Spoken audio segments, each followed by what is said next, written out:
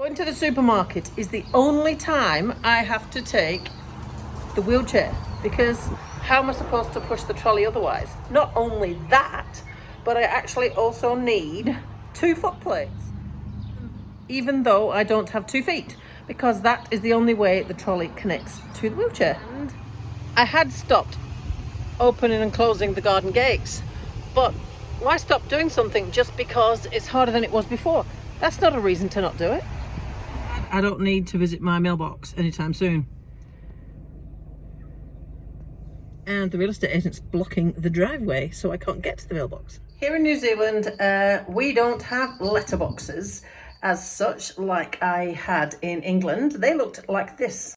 Fake one here. And it was a hole in your door and the letters came through it. Meant that you didn't have to go anywhere to get your post. Here in New Zealand, it's a bit like America in so much as the mailbox is at the end of the drive if you are in a town or a city, and the mailbox is not at the end of the drive if you're not. So if you saw on that little video before the row of mailboxes down the road a bit, that is where my mailbox is because I live out of town. It's called a rural address. So all of the mailboxes are grouped in a little one area, and they all have to be the certain height, and they all have to be in a certain way, designed from the road. And the postie comes along in his van and posts all the mail into all the boxes in that row, and you have to have your name and your number on the mailbox. So I can't get across the road when that house is having an open home, which is how we sell houses here, because they park all of their cars in front of the mailboxes.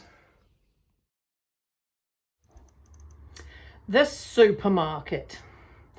Now, I get my disabled person's grumpy pants on when I have to do things that are just made more difficult by the fact that places and spaces have their token disability access, but they actually don't really give much of a shit about it. So I went last week, found the disabled trolley wouldn't work because I needed 2 foot plates.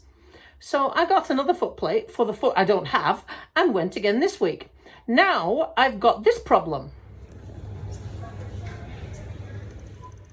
So my jockey wheels at the front, when I change direction, catch on the wheels of the trolley at the back, which means that I either have to keep uncatching them every time or just keep going in straight lines.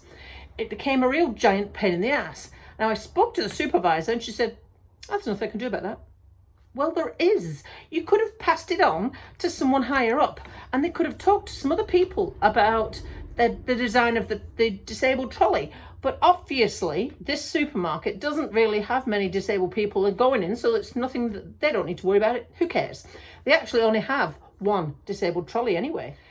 This was my view whilst the disabled trolley was attached to me.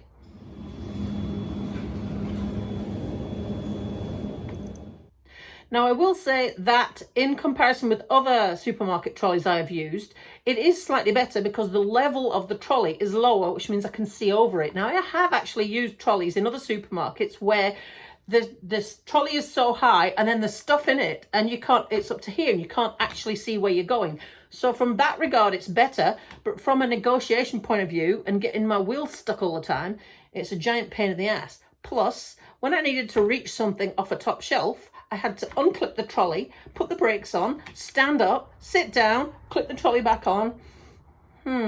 Yeah, pain in the ass. And then you have the general public.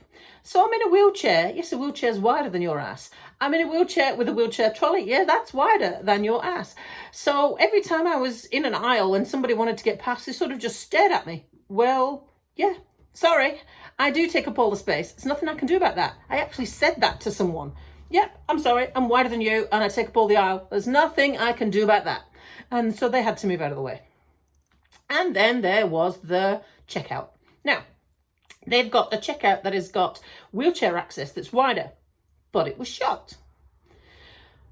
Now, there was only 3 or 4 checkout operators on, but wouldn't you keep 1 checkout operator on the wheelchair accessible checkout at all times? Well, obviously not, no.